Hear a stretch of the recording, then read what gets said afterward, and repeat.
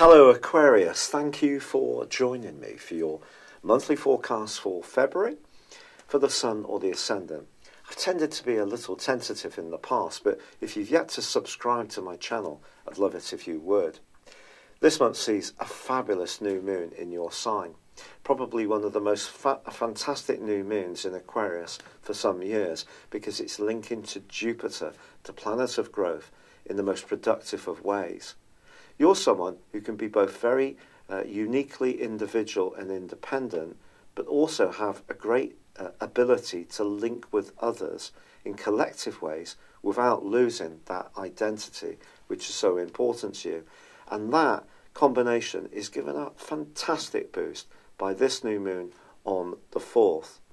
There is also, however, at the start of this month, two very big planetary aspects that could be a little more challenging. The first is Jupiter squaring up with Neptune.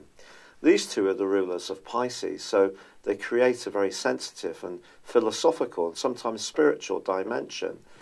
But in this instance, I think there could be someone around you, or even a tendency within yourself, to think that some situation could turn out perhaps more handsomely than perhaps it's meant to do so. So keep an element of realism about your resources in particular.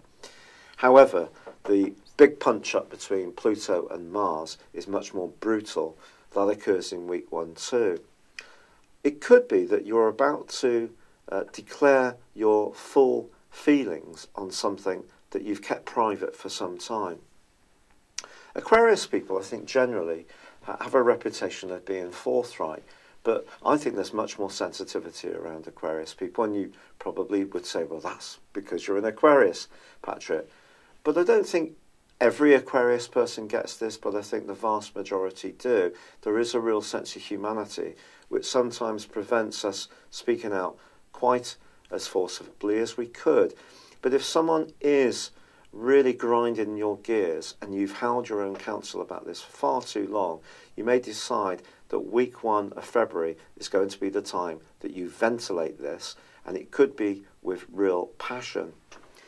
It's equally possible that someone could raise with you an element of your attitude and behaviour that you're not so conscious of, and it could be difficult to digest. But try to take it in your stride, because the new moon is an opportunity to renew, to refresh, to reorder your life in a way which is important for the person you are now, not the person you used to be or how people feel you should be. It is about your unique identity, and that, as I say, is given a fabulous opportunity to thrive. But ironically, Venus does move on the 4th into a more tender and reflective location. If you are single, this could see you thinking seriously about someone from your past, perhaps mulling over why it didn't work out, not necessarily with a desire to get in contact, but trying to learn what the lessons were, or it is possible an old flame could come back into your life. Equally, in an existing relationship, the more spiritual dimension that lays between you and your partner will become more important to you. If you're with someone who's very sensitive and nurturing, your tie can just go from strength to strength. If this is something you crave for, then it may be good to talk to someone that you really can trust, a confidant who understands your situation, can help you to unpick any knots that there may be. However, there is also a move on the 10th of Mercury, out of our sign and into Pisces. This is very good for business, for managing resources, but perhaps less so from the 17th to the 20th, when Mercury goes alongside Neptune. Neptune is such an incredibly important influence. And if you think about your own attitudes to finance, values, money, giving, sacrifices since 2012, you probably will realise that there has been a shift in those 7 years. Of course, it depends on where it's impacting on your natal chart as well. But I do feel it is going to be important for those 3 days not to make any important decisions about investments or loaning money, lending money.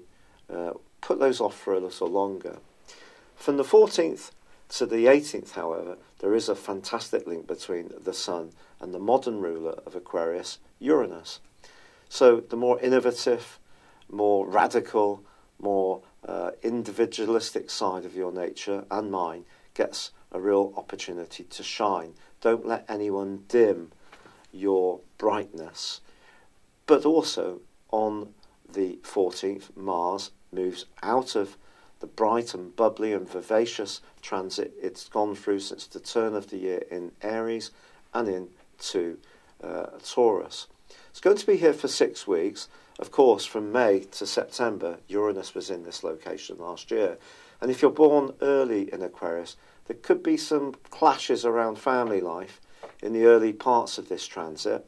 But actually, Mars goes on to forge an amazing link with the Sun once the Sun moves into Pisces itself on the 19th. And the last week of this month could see some very positive developments in your situation which help you to feel more secure about the foundations, both physically and emotionally, in your world. However, it is true to say that there is a full moon on the 19th as well.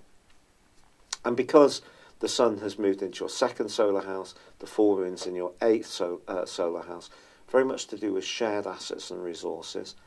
If you are grappling with money, do try to keep a balance between what you're spending in the here and now and what you're laying to one side for the future. And of course, a lot of us don't necessarily have oodles of money washing around, so it's about prudence. If you think of the Two of Coins in tarot, that's a good way to try to handle this particular full moon. It's about just making sure resources are well balanced and there's not too much extravagance. But that link between Mars and the Sun is very, very uplifting as this month draws to a close, and definitely can be a time when you can appreciate the firmer benefits of having money, not in a materialistic way, just in a way that makes you feel safe, comfortable and serene. And who doesn't want to have those things? If you've yet to order your 12-month personal horoscope forecast for the coming year, you can still do this and achieve a discount. Please see the link beneath this video. And I will produce it for full 12 months, so into the early part of 2020. But for now, I'd love it if you would like or comment. But good luck and goodbye.